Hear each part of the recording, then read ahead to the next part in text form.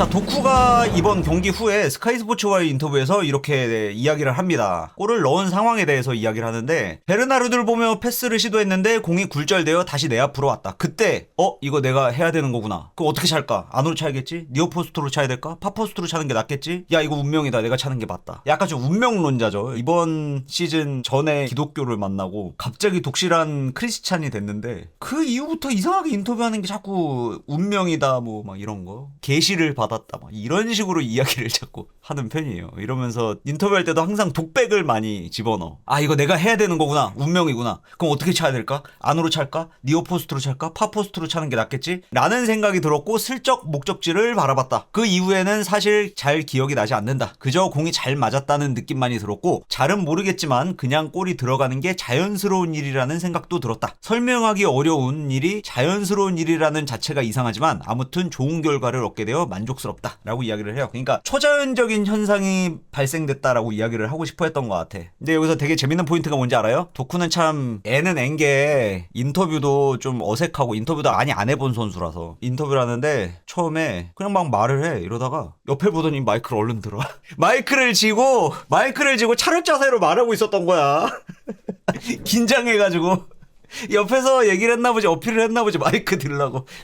얼른 마이크 들고 얘기해. 아, 진짜 이거 포인트 너무 웃기더라. 이따가 또 웃긴 포인트 하나 또 있어. 오늘은 아버지의 생신이었다. 내가 어릴 적 아버지는 내가 이런 선수로 성장할 수 있을 거라는 생각보다는 그저 내가 행복하길 바라는 마음에 항상 나를 클럽에까지 데려다 주시며 지원을 아끼지 않으셨다. 이제 60세가 되셨는데 부모님과 별탈 없이 지낼 수 있다는 점에 항상 감사함을 느낀다. 그가 나의 아버지라는 사실이야말로 더 없는 축복이며 이 마음을 잃지 않기 위해 노력하고 있다. 이번 골은 그저 아버지를 위한 골이었다고 생각한다. 아버지, 생신 축하드려요. 아버지, 생신 축하드려요. 라고 하면서 갑자기 울어.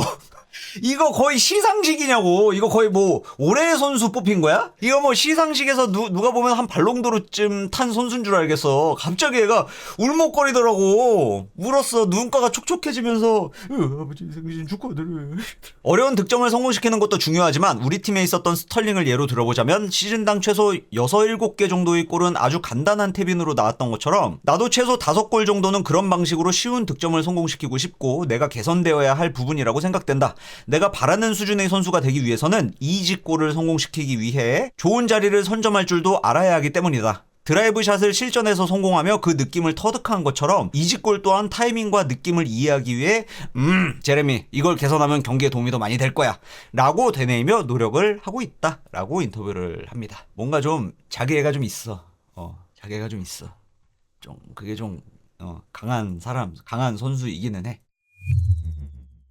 자, 펩이 이번 브렌트포드와의 경기 후 프레스 컨퍼런스에서 이렇게 질문을 받고 대답을 합니다. 현재 도쿠의 득점 감각은 정말 물이 올랐다고 생각한다. 그는 세계에서 상대하기 가장 어려운 선수 중 한 명으로도 꼽히는데 심지어 득점력까지 좋아졌다. 이런 세간의 찬사에 동의하는지? 라는 질문에 전적으로 동의한다. 그의 드리블링은 언제나 뛰어난 모습을 보여줬지만 최종 패스나 골 찬스를 놓치는 경우가 있어 왔다. 하지만 이번 시즌에 들어서서 한 단계 발전하였으며 그의 발전은 오롯이 그의 자신감과 시도하려는 노력 덕분이었다. 강팀은 언제나 최전방 에서 이끌어줄 수 있는 선수가 필요하며 엘링 한 명으로는 부족할 수 있기 때문에 오늘 오마르가 보여줬던 것처럼 공미 혹은 미드필더들이 적극적인 모습이야말로 우리에게 필요한 것이다 라고 대답을 합니다. 오늘의 결과는 당신의 팀이 여전히 우승 경쟁을 포기하지 않았다고 이야기해주는 것 같았다. 이 점에 대해 어떻게 생각하는지? 라는 질문에 경기 초반의 브렌트포드는 매우 훌륭한 팀답게 우리 팀을 몰아세웠다. 턴오버 이후에는 상대팀의 역습이 걱정됐을 정도로 치아구와 샤데의 뒷공간 침투가 매우 위협적이었으며 모든 스로잉과 프리킥은 위협적으로 느껴졌다. 여기에 코너킥만큼은 그들이 세계 최강이라고 해도 손색이 없을 정도로 매우 잘하며 위협적인 팀이기도 했다. 이런 상황 속에서도 우리 팀은 계속해서 공격을 시도하며 바이라인까지 볼이 운반될 수 있었지만 박스 안에 선수들이 부족했던 관계로 득점까지 이어지지 못하는 양상이 반복됐다. 내가 어린 시절부터 배워온 축구는 사실 매우 간단하다. 사람들은 엘링이 박스 근처에 머물러야 한다고 이야기하지만 두 번째 골이 이야기해주듯이 엘링뿐만이 아니라 오마르, 니코라고 얘기하는데 사실 필이었어요. 오마르랑 필이 주변에 있었지.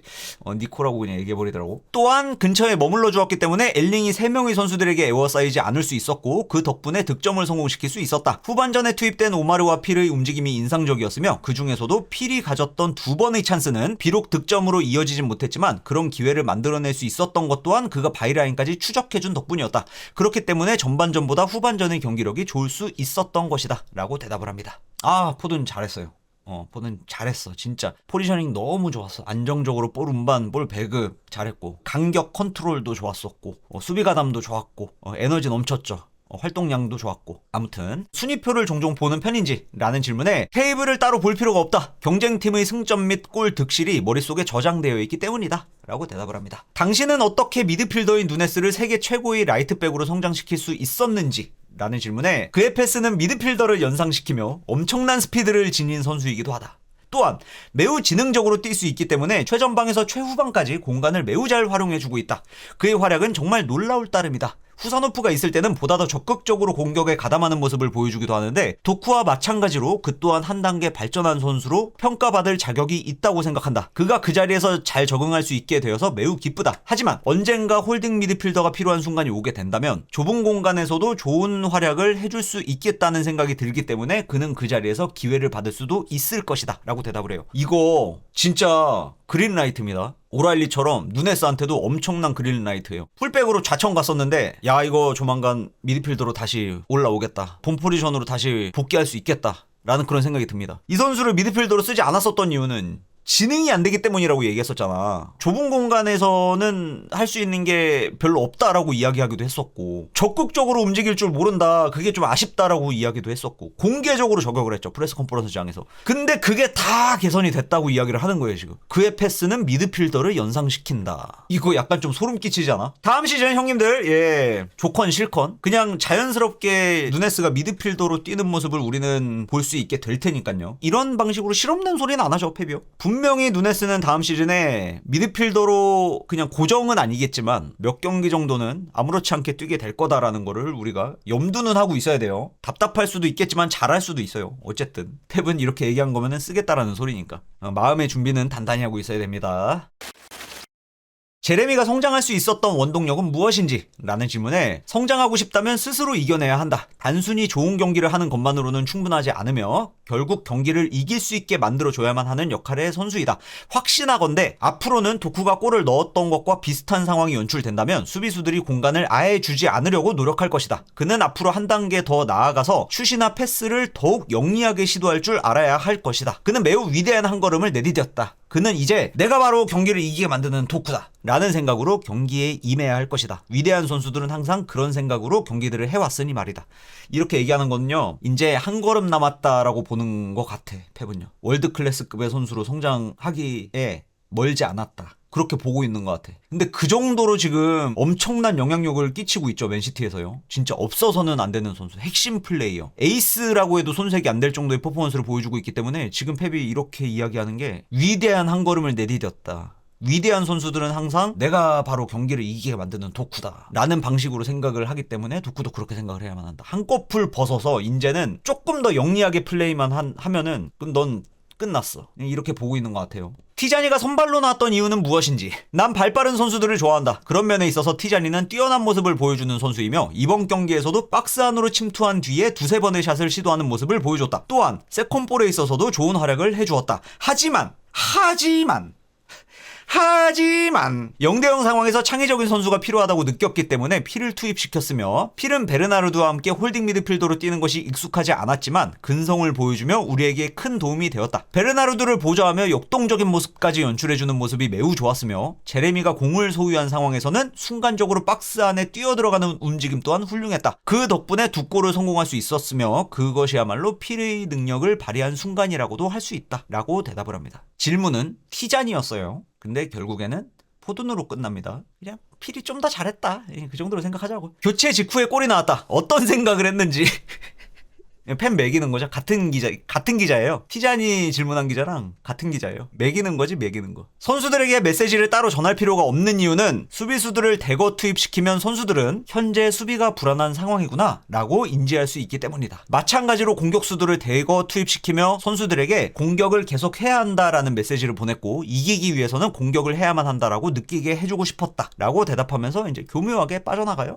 제레미의 수비 가담에 대해서는 어떻게 생각하는지. 그러니까 이거는요, 그러니까 수비 가담을 잘하냐 못하냐 이게 아니고 수비 가담까지 이렇게 열심히 하다 보면은 이 선수 퍼지게 될 텐데 체력 관리를 뭐 어떻게 해주고 있는 거야? 제대로 잘 되고 있는 거야? 라는 뉘앙스로 물어보는 거예요. 제레미의 몸 상태에 대해서는 항상 예의주시하고 있다. 그는 독실한 기독교 신자가 된 뒤로부터는 매우 안정되고 차분한 마음으로 항상 회복에만 전념하고 있다. 물론 11월부터 2월 동안에 있었던 빡센 일정 속에서는 회복이 쉽지 않았지만 잉글랜드의 빅클럽 선수라면 감수해야만 하는 문제라고 생각한다. 물론 이 문제 때문에 우리는 최대한 다양한 선수들을 활용하기 위해 노력하고 있다. 라고 대답을 해요. 맞는 얘기죠. 잉글랜드의 빅클럽 선수라면 그런 일정은 핑계대서는 안 된다. 그 일정 탓을 해서는 안 된다. 라는 거죠. 모든 잉글랜드 빅클럽들은 동일한 문제를 지금 경험하고 있는 중이니까요. 우승 경쟁에 있어서 한 번 더 기회가 있을 것이라고 생각하는지? 라는 질문에 우리는 지금 과거 리버풀급의 체급을 지닌 무패로 챔스 결승에 진출한 팀과 경쟁하고 있는 중이기 때문에 어떻게 될지는 전혀 모르겠다. 우리만 잘해서는 가능하지 않는 상황이기 때문에 그들이 승점을 잃어야 생각해 볼 수 있을 것 같다. 심지어 우리의 일정은 아스톤 빌라전까지 매우 타이트하기 때문에 쉽지 않은 상황이기도 하다. 지난 경기들에서 무슨 일이 있었는지 기억이 나지 않을 정도로 치열한 일정을 소화해 왔고 이제 시즌이 보름 남짓밖에 남지 않았다. 최선을 다해 마무리를 잘 맺을 수 있도록 노력할 것이다. 라고 대답을 합니다. 지금을 즐기고 있는지, 너 지금 재밌어? 라고 물어봐요. 요거 되게 좋은 질문이야. 사랑한다. 이 상황을 사랑한다. 우승 경쟁을 사랑하며 내가 사랑하는 이 팀에서 경쟁하고 있다는 사실이 너무 좋다. 카라바오컵을 손에 넣어서 너무 좋고 내가 사랑하는 FA컵 결승전에 오른 것 또한 너무 좋다. 우리 팀이 너무 아름답고 난 정말 너무 행복하다. 아스날과 경쟁하고 있는 와중에도 선수들끼리 서로를 도와주는 모습에서 감동을 받는다. 그들과 한 팀이라서 너무 행복하다. 경험이 풍부한 선수들이 자발적으로 젊은 선수들을 도와주는 모습이 너무나 사랑스럽다. 라고 이야기하면서 일단 프레스 컨퍼런스가 마무리가 돼요. 물론 엠바고 내용은 뒤에 따로 있긴 하지만요. 펩은 이 팀을 너무 사랑하고 있습니다. 떠나고 싶지 않아 하고 있고요. 펩 떠날 것 같다는 얘기 이제 좀 그만했으면 좋겠어. 기자들. 이 정도로 이제 사랑한다라고까지 이야기를 하진 않았지만은 어쩌면 펩은 그렇게 생각했는지도 몰라. 이 정도는 얘기해야 내 이적설이 안 나오겠구나라고 생각을 했는지도 몰라. 왜냐면은 직전 경기 전 프레스 컨퍼런스에서 그랬거든. SNS에서 나에 대한 괴담들이 떠돌고 있는 이유는 그게 또 심하게 부풀려져 있는 이유는 내가 따로 이제 뭐 대응하지도 않고 그에 대한 언급도 회피해왔기 때문인 것 같다라고도 이제 언급을 하거든요. 생각이 조금 바뀐 건지도 몰라.